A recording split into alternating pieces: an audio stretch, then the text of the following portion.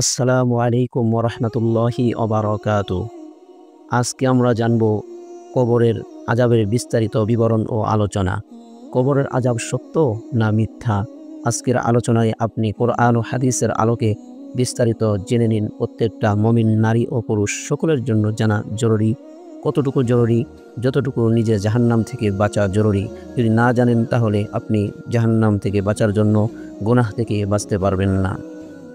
আহলে সুন্নাত ওয়াল জামাতের আকীদা মতে কবরের আযাব সত্য। পূর্ণ কর্মশীল মুমিনরা কবরে যেমন আরামে খুশির সাথে থাকে, কিয়ামত পর্যন্ত তেমনি থাকবে। এমনইভাবে কাফির বদকারদের কবরে আযাব হয়। এসব বিষয় প্রমাণিত সত্য।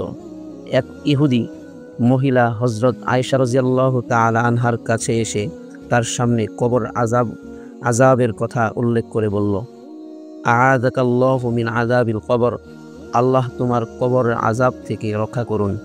এ বিষয়ে আয়েশা রাদিয়াল্লাহু তাআলা আনহা হুজুর সাল্লাল্লাহু আলাইহি ওয়াসাল্লামকে জিজ্ঞাসা করলেন। তিনি বললেন, নাম আযাবুল কবরি আহাক্কুন, হ্যাঁ, কবর আযাব সত্য। হযরত আয়েশা রাদিয়াল্লাহু তাআলা আনহা বলেন, এরপর রাসূলুল্লাহ সাল্লাল্লাহু আলাইহি ওয়াসাল্লাম যখনই নামাজ পড়তেন তখনই কবরের আযাব থেকে পানাহ চাইতেন। হযরত উসমান রাদিয়াল্লাহু তাআলা আনহু যখন কোনো কবরের পাশে দাঁড়াতেন তখন এমন বেশি ক্রন্দন করতেন যে তার দাড়ি মোবারক ভিজে যেত। তাকে জিজ্ঞাসা করা হলো, আপনি জান্নাত জাহান্নামের বর্ণনা শুনে কাঁদেন না, কিন্তু কবরের বর্ণনা শুনে এত বেশি বেশি কাঁদেন কেন? তিনি উত্তর দিলেন, হুজুর সাল্লাল্লাহু আলাইহি ওয়াসাল্লাম ইরশাদ করেছেন, কবর আখিরাতের মঞ্জিলসমূহের প্রথম মঞ্জিল। সুতরাং যদি প্রথম মঞ্জিল থেকে মুক্তি পাওয়া যায় তাহলে পরবর্তী মঞ্জিলগুলো সহজ হয়ে যাবে। তা না হলে দ্বিতীয় মঞ্জিলগুলো আরও ভয়াবহ হবে। কবর থেকে ফিরে আসা এক যুবতীর কিছু কথা আপনাদেরকে বলি। করাচির গুলশান ইকবাল এলাকায় বাইতুল করম জামে মসজিদে মাওলানা মুফতি আব্দুর রউফ ওয়াজ করার সময়ে একটি বিস্ময়কর ঘটনার বিবরণ দেন। তিনি বলেন, ঘটনাটি ঘটেছে পাকিস্তানের গিলগিল অঞ্চলে। একজন লোক একটি কবরের পাশ দিয়ে যাওয়ার সময় তার কানে নারী কণ্ঠের চিৎকার ভেসে এলো, আমাকে বের করো, আমি বেঁচে আছি, আমাকে বের করো, আমি বেঁচে। একাধিকবার এ আওয়াজ শোনার পর লোকটি লোকালয়ে গিয়ে লোকদের জানালেন। অনেকে কবরের পাশে গিয়ে একই আওয়াজ শোনার পর স্থানীয় মসজিদের ইমাম সাহেবের মতামত জানার জন্য গেল।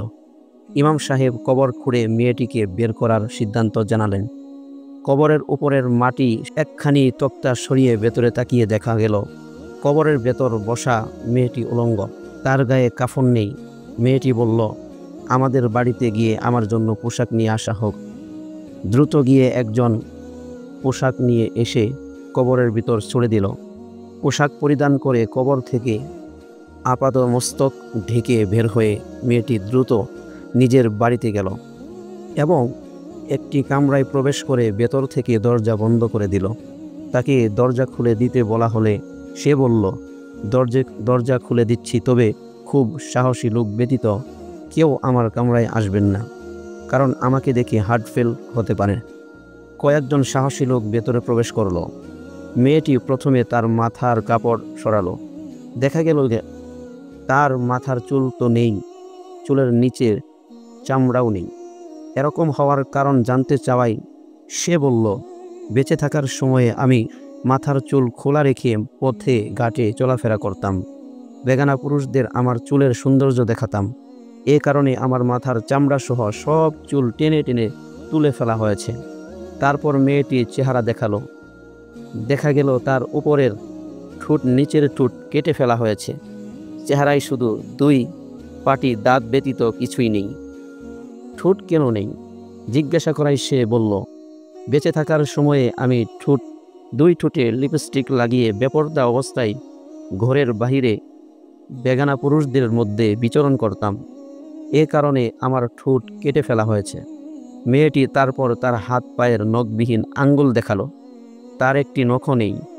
নখের কি হয়েছে জিজ্ঞাসা করাই বলল, আমি হাত পায়ের আঙ্গুল নেইল পালিশ লাগাতাম, এজন্য আমার হাত পায়ের নখ তুলে ফেলা হয়েছে। মাথা, ঠোঁট এবং নখ দেখানোর পর মেয়েটি আর কোনো কথা বলল না। বেহুশ হয়ে ডলে পড়ে দেখা গেল তার প্রাণহীন দেহ পড়ে আছে।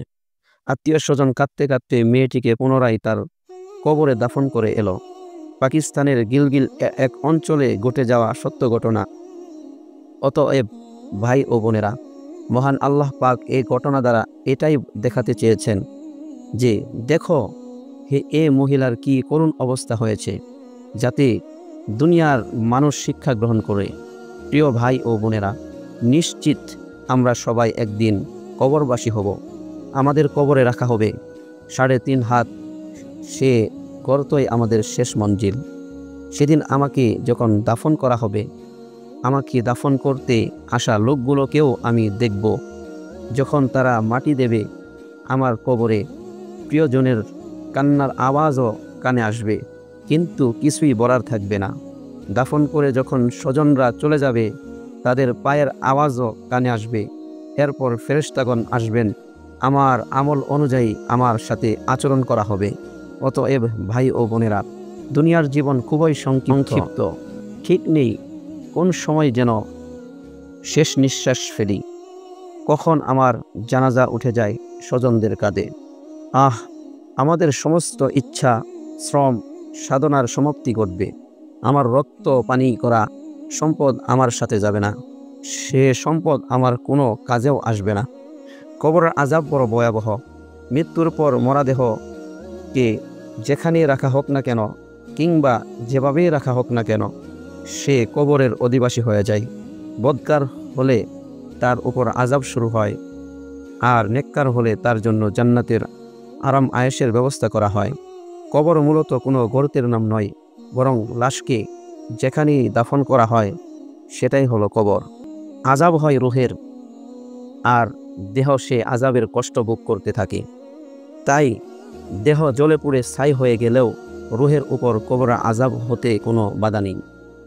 আর কবরের আযাব হওয়ার জন্য লাশ অবিকৃতি অবস্থায় বাকি থাকা জরুরি নয়, বরং আল্লাহ তাআলা যেমন প্রথমে অত্যন্ত সহজভাবে দেহ সৃষ্টি করেছেন, তেমনি লাশের বর্তমান দেহ জ্বলে পুড়ে ভস্ম হয়ে গেলেও ওই ব্যক্তির দেহকে পুনরায় নতুনভাবে সৃষ্টি করে শাস্তি দেবেন। কবর হলো আখিরাতের প্রথম ঘাঁটি। হাদিসে আছে, হযরত উসমান রাদিয়াল্লাহু তাআলা আনহু যখন কোনো কবরের পাশে দাঁড়াতেন, তখন এমনভাবে কাঁদতেন যে নিজের দাড়ি মোবারক ভিজে যেত। তাই একবার তাকে জিজ্ঞাসা করা হলো, আপনি জান্নাত ও জাহান্নামের স্মরণ করে এত কাঁদেন না, যতটুকু কাঁদেন কবর দেখে, এর কারণ কি? তিনি বললেন, রাসূলুল্লাহ সাল্লাল্লাহু আলাইহি ওয়াসাল্লাম বলেছেন, কবর হচ্ছে আখিরাতের প্রথম ঘাঁটি। এখানে যদি কেউ রক্ষা পেয়ে যায়, তাহলে পরবর্তী সব ঘাঁটি তার জন্য সহজ হয়ে যাবে। আর এখানে কেউ যদি রক্ষা না পায়, তাহলে পরবর্তী সব ঘাঁটি তার জন্য খুব কঠিন হবে।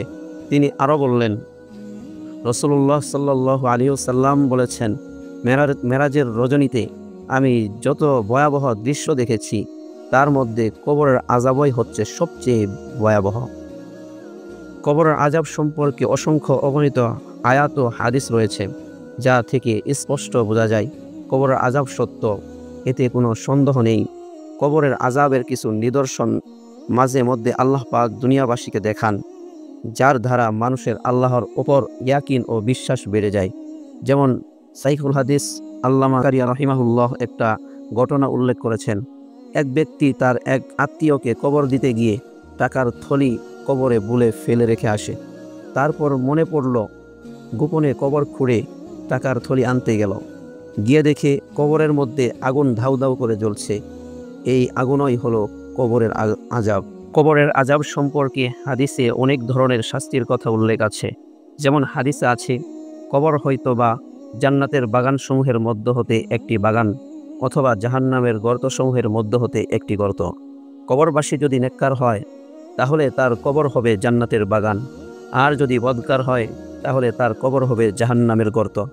কাশফের অধিকারী এক বুজুর্গ ব্যক্তি এক গ্রামে যান। তাকে দেখে সেখানকার লোক বলল, হযরত, এখানে এমন একটি কলসি আছে, কোনো সময়ই তার পানি ঠান্ডা হয় না, সব সময় গরম থাকে। ব্যাপারটি কি তা আমাদের বোধগম্য নয়। তিনি বললেন, ঠিক আছে, কলসিটি আজ রাতে আমার কাছে রেখে যেও। লোকেরা কলসিটি এনে তার কাছে রেখে গেল। সকালে তিনি তাদের বললেন, এবার দেখো কলসির পানি ঠান্ডা হয় কিনা। দেখা গেল পানি ঠান্ডা হয়ে গেছে। লোকেরা আশ্চর্য হয়ে এর কারণ জিজ্ঞাসা করলে তিনি বললেন, এ কলসিটি এক মুর্দার মাটি দিয়ে তৈরি করা হয়েছিল, আর তখন সেই মুর্দাকে বরজখে জাহান্নামীদের স্থানে আযাব দেওয়া হচ্ছিল। সেই আযাবের প্রতিক্রিয়া এ কলসির মাটিতেও ছিল। এই বিষয়টি আল্লাহ পাকের কুদরতে জানতে পেরে আমি মুর্দার জন্য মাগফিরাতের দোয়া করলাম। আল্লাহ তাকে ক্ষমা করে দিলেন। ফলে কলসি থেকে আযাবের প্রতিক্রিয়া দূর হয়ে গেছে। এই ঘটনা থেকে কবরের আযাবের অবস্থা কিছুটা আন্দাজ করা যায়। কবরে আযাবে সাপের কথা বর্ণনা দিয়ে একটি হাদিস বর্ণিত হয়েছে।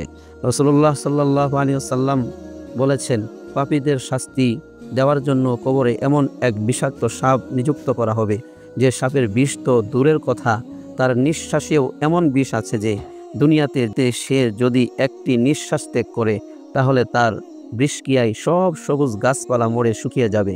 পৃথিবীর মাটিতে কিয়ামত পর্যন্ত আর সবুজ গাছপালা গজাবে না।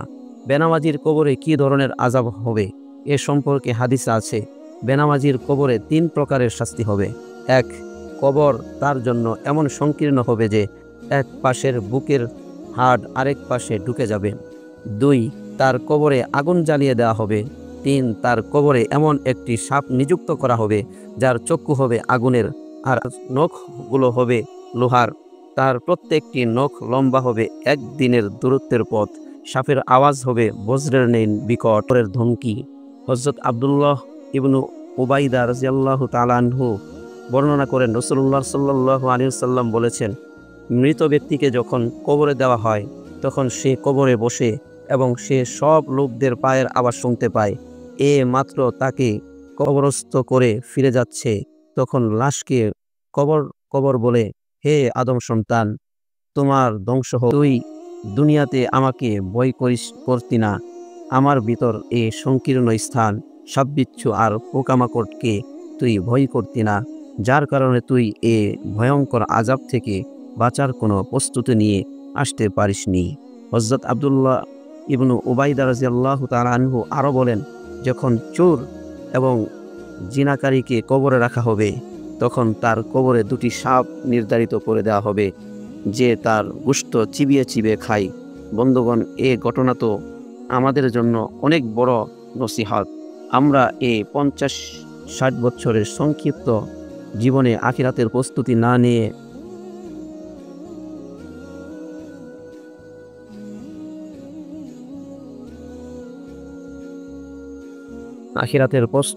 নেওয়া নিজের উপর এর চেয়ে বড় জুলুম আর কি হতে পারে। দুনিয়ার সামান্য আরাম আয়েশ ভোগ করার জন্য জান্নাতের মতো নিয়ামত থেকে বঞ্চিত হওয়া সবচেয়ে বড় কথা হলো যিনি আমাদের পালনকর্তা সে মহান আল্লাহর নাফরমানি করছি। তা কত বড় অবাধ্যতা।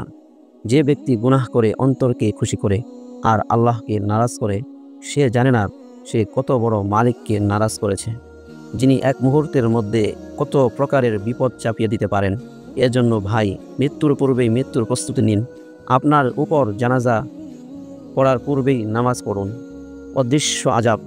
একবার ইমাম গাজ্জালী রহিমাহুল্লাহর কাছে প্রশ্ন করা হলো, হযরত, আমরা উলামায়ে কেরামের কাছে কবরের আযাব সম্পর্কে শুনি, মৃত্যুর পর তার গুনাহের জন্য কবর আযাব হয়।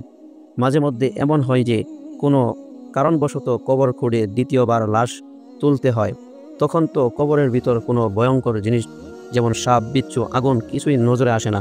প্রশ্ন শুনে ইমাম গাজ্জালী রহিমাহুল্লাহ কিছুক্ষণ নীরব থাকলেন। চিন্তা ভাবনা করে বললেন, মনে করেন আপনি ঘুমিয়ে আছেন, স্বপ্ন দেখছেন আপনাকে হত্যা করার জন্য খুনি নাঙ্গা তরবারি হাতে ঘুরছে, সাপ বিচ্ছু আপনাকে আক্রমণ করছে, বা কখনো স্বপ্নে দেখলেন আগুন লেগেছে, আপনি আগুন থেকে বাঁচতে পালাচ্ছেন, চিৎকার করছেন, কিন্তু আপনার সাথের লোক এ ব্যাপারে কিছুই জানে না যে তার ঘুমন্ত সাথী স্বপ্নে কি দেখছে। মাঝে মধ্যে কেউ ভয়ঙ্কর স্বপ্ন দেখে ভীত সন্তুষ্ট অবস্থায় ঘুম থেকে জেগে ওঠে। তখন তার চেহারায় ভীতির ছাপ দেখা যায়, চেহারা ফ্যাকাশে হয়ে যায়, শরীর ঘেমে যায়।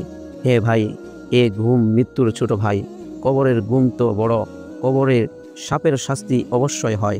মৃত ব্যক্তির যা অনুভব হয়, যদিও আমাদের চর্মচোখ দেখুক বা না দেখুক।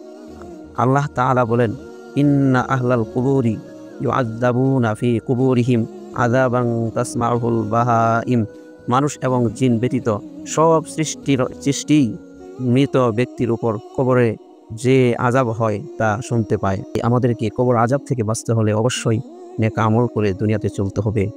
সম্মানিত বন্ধুগণ, যারা এখনও চ্যানেলটিকে সাবস্ক্রাইব করেননি, অতি তাড়াতাড়ি সাবস্ক্রাইব করে বেল বাটন বাজিয়ে দিন। নিত্য নতুন ভিডিও পেতে শেয়ার করে দিন। কবর আযাব থেকে বাঁচতে অপরেও যেন সুযোগ পায়, সকলকে দেখার সুযোগ করে দিন।